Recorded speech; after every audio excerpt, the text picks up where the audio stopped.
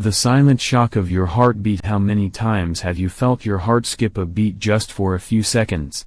A sudden flutter with no clear reason. A dropped beat in the stillness of the afternoon. Or maybe, you placed your hand on your chest and were surprised by how unfamiliar the rhythm felt. Many people come to see me not because of headaches, not because of extreme fatigue, but because of something vague. I think my heartbeat's a bit irregular, but it's probably nothing, right, doctor?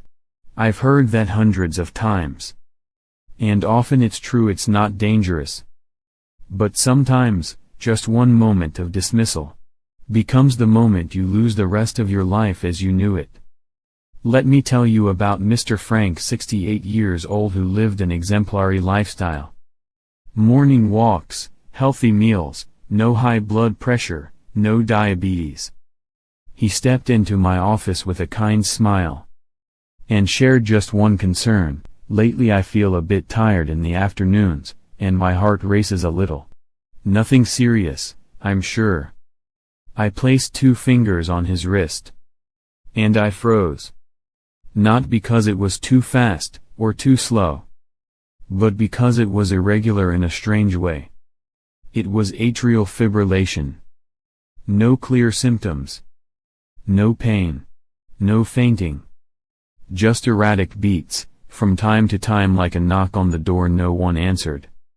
And that silence can kill brain cells in less than 10 seconds. Many people ask me, if there are no symptoms, how do I know to prevent it? Do I need to go to the hospital every time my heartbeat feels off?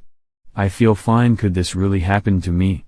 The answer is, there is a simple way, and you can absolutely do it right at home, to find out if your heart is quietly losing its rhythm without you knowing.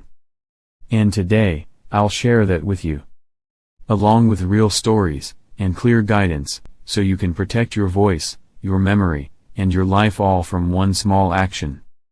First, we need to understand, what is atrial fibrillation and why does it fool you? If you place your hand on your wrist right now, you'll feel a steady beat like a tiny clock ticking inside you. When healthy, your heart keeps a rhythm like a calm, peaceful melody.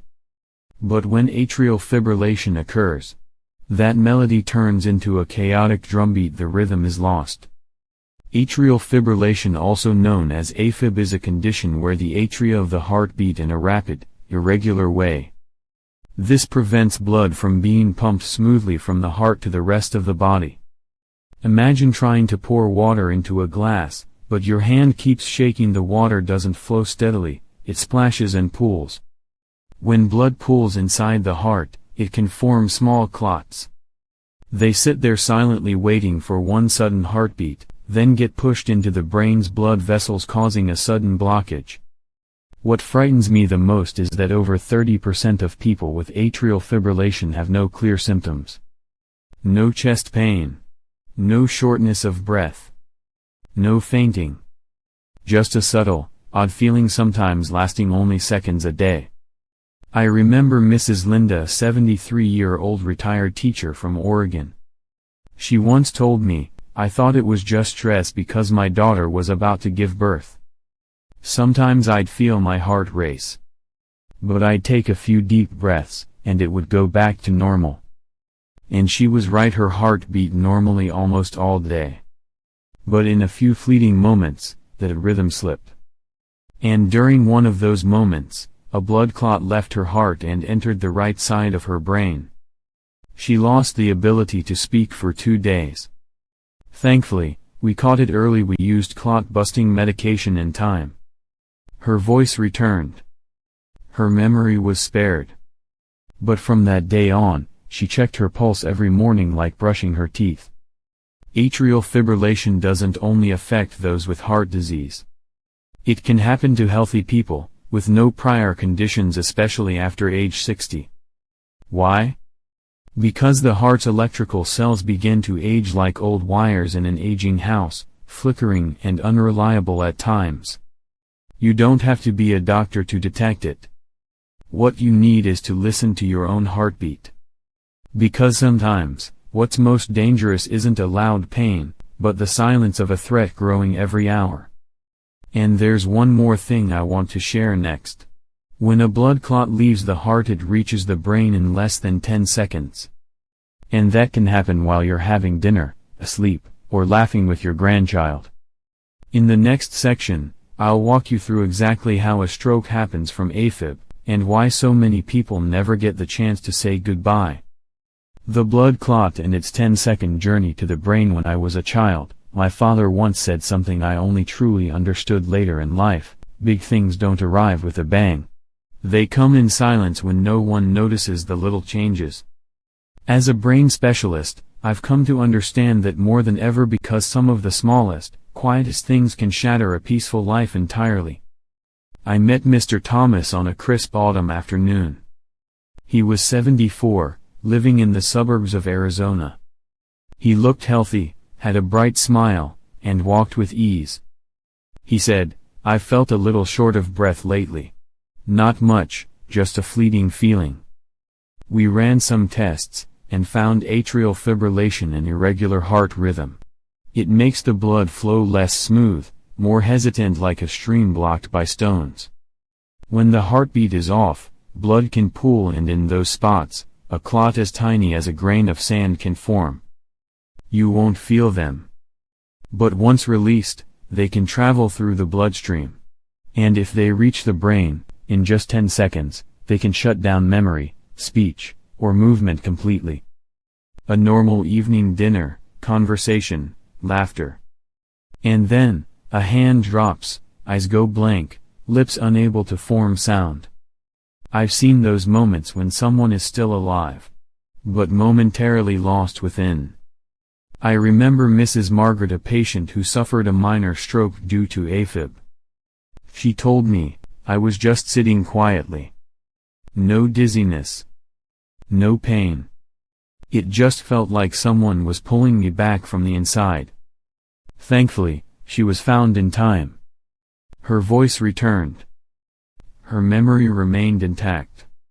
And from then on, every morning, she placed her fingers on her wrist, not to measure precisely, but to remind herself, she was still here, still aware enough to love. Maybe in your life, you've had a strange moment in your body too. A sudden flutter without reason, or an odd beat in your chest. Instead of brushing it off because you're busy or thinking it's probably nothing, just pause for a moment. Place 2 fingers on your wrist. Feel if the rhythm is steady. Not out of fear, but to listen to yourself. Because sometimes, that simple act might preserve what's most precious: a full morning, a complete phone call, or an "I love you, Mom" said in time. But what stays with me most is how many people had the chance to catch it early and quietly passed it by. Not from ignorance, but from the kind of everyday assumptions we all make. Things like, "I'm fine. It's probably stress. It's just age." They sound harmless, but they're strong enough to muffle an important warning. So in the next part, I'll walk with you through those assumptions, not to blame ourselves, but to understand better what causes us to miss a beat with our own body. And once you understand, you'll know how to protect yourself gently, without fear. The quiet misconceptions "when I'm fine" becomes a dangerous trap. I still remember that morning appointment with Mr. Gerald, 71 years old, living in Boise, Idaho. A calm, composed man, he'd been a high school teacher for nearly 30 years, lived moderately, didn't smoke, still walked 3 laps around the small park behind his house every day. He walked into the clinic with a gentle smile and opened with a line I've heard so many times I don't even write it down anymore: "I'm doing great, doctor. My heart skips a beat sometimes, but it's probably just stress." I invited him to sit down. And as usual, I placed 2 fingers on his wrist. Just a few seconds later, I noticed something he hadn't felt at all. His pulse was irregular, not dramatic, but just enough to make me pause. We ran further tests, and the result was silent atrial fibrillation. A quiet condition: no pain, no shortness of breath, no dizziness, but one that can be the beginning of a stroke no one sees coming. He was quiet for a long time. Then looked at me with a half-wry, half-confused expression. I exercise regularly, eat carefully, no high blood pressure. I really didn't think something like this could happen to me. I understood him. And honestly, I've met many people just like him. Older adults often have a strong belief that, if I don't feel anything strange, I must be okay. But sadly, that very feeling of still fine is what causes many people to fall one step behind the quiet signals from within. Some say it's just nerves. Some blame it on stress. Some think it's because of poor sleep or strong coffee. And some believe checking their blood pressure once a week is enough to know they're safe. I don't blame them. Because those thoughts aren't wrong, they're just not complete enough to protect them from what they didn't expect. You know, the scariest thing about atrial fibrillation isn't the irregular rhythm. It's the normal feeling. It comes without panic, without pain, and because of that, it's easy to dismiss like a leaf falling on a quiet porch. And that's why I always remind myself, when speaking with patients, health isn't just a feeling. Health is the truth inside. And sometimes, what we feel comes only after something has already happened. I always encourage older adults to do one simple thing every morning, before getting out of bed. Place your hand on your wrist. Not to get a number, but to hear your own rhythm. If it's steady, you can smile and begin your day. If it feels off, don't panic.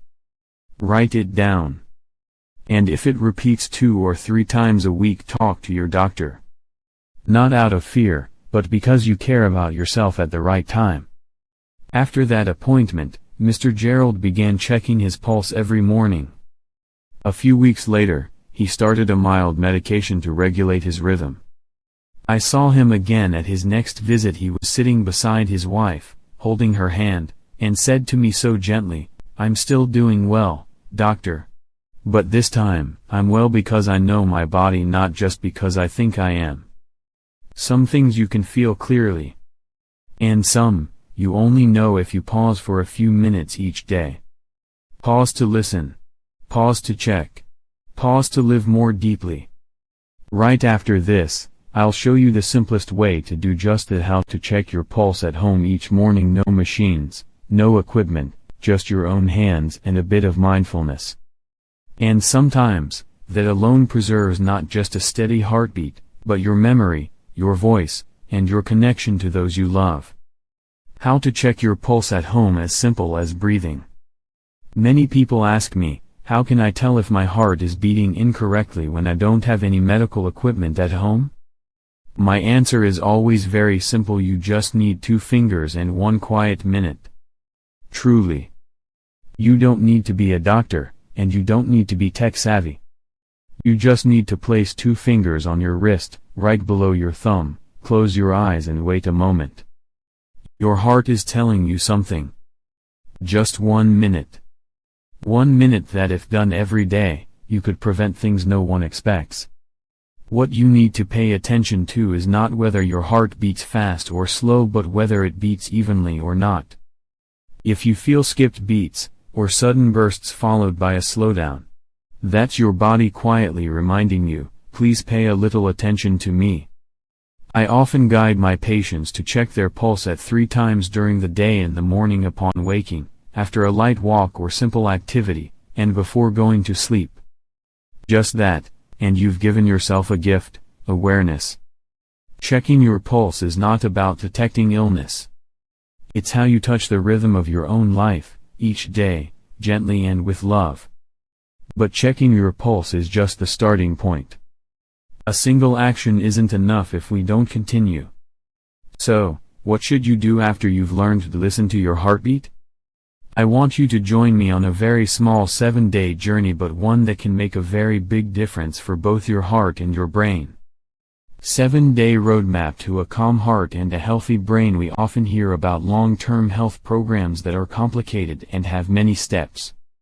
But for those over 60, what I believe in most is this: gentle and consistent daily changes are what lead you to lasting peace. No big changes, no pressure. Just walk with me one small step each day, throughout these 7 days. On the first day, start with something very simple. Check your pulse in the morning, right after you wake up. Just 1 minute and write down what you feel. Is it regular? Is it different from yesterday? That's how you begin to get to know your body like a friend. On the second day, repeat the same action. But this time, before going to bed, sit still for a minute, place your hand on your wrist and listen. If the rhythm feels steady, you'll find sleep comes more gently. If not, at least you're aware of it, and tomorrow, you can pay more attention. On the third and fourth days, try adjusting your meals a little, go lighter on the salt, cut back on coffee after 2 p.m. You don't need to quit completely, just reduce a bit, and you'll feel the difference in your heart after a few days. On the fifth day, I want you to add something gentle. Take 3 deep breaths during the day. In the early morning, after lunch, and before bed. Each time, just 3 deep, slow, even breaths, like you're soothing yourself. You'll feel your heart respond with a calmer rhythm. On the 6th day, if during the previous days you ever felt your pulse was irregular or something didn't feel right, don't hesitate to call your doctor. Just ask, what should I do next? That one question could be the difference between peace and a crisis. And on the 7th day, I want you to do something meaningful. Call a friend your age. Tell them how you've been checking your pulse every day, how it's made you feel lighter. And if you can, invite them to join you for the next week. Nothing creates strength like knowing we're not walking alone. You see, 7 days isn't too long. But if you do it consistently, your heart and your brain will begin to understand that you truly care. Every pulse you check, every breath you slow down, every time you listen to your body is a seed planted for your future health. And once you've made it through that first week, I believe you'll feel a difference. Lighter. More at ease. And at that very moment, I want you to hear a story, one that's close and real, about a woman who almost lost her voice just because she overlooked a single skipped beat. Mrs. Rose, and the time she saved her voice. I still remember that afternoon clearly, when Mrs. Rose came to the clinic. A 74-year-old woman, silver hair tied neatly behind her neck, with a gentle smiling gaze and a warm, slow voice like the soft light at the end of the day. She didn't come because she was in pain, or because something serious was wrong. It was just. Sometimes she felt her pulse was a little off. She hadn't planned to go to the doctor. But her daughter, who had just come back from Ohio to visit, insisted. Because once, while they were preparing dinner together, Mrs. Rose suddenly stopped what she was doing. Her hands slightly trembled, then she mumbled, "Feels like my heart just skipped a beat." Her daughter said nothing, but there was something in her eyes, a quiet worry. I remember checking her pulse, and I paused 3 times. The rhythm was irregular, noticeably off at several points, with short pauses in between that felt breathless. Later tests confirmed atrial fibrillation. Right then, I gently said to her, "Mrs. Rose, your voice is beautiful. But to keep it, we need to take action starting today." A few weeks later, she began treatment as planned. No complaints, no panic. Every morning she checked her own pulse, wrote a few reflections in a notebook. Her daughter shared that each evening, she practiced deep breathing, read stories to her grandchild before bed, and often sang a short lullaby she'd written herself.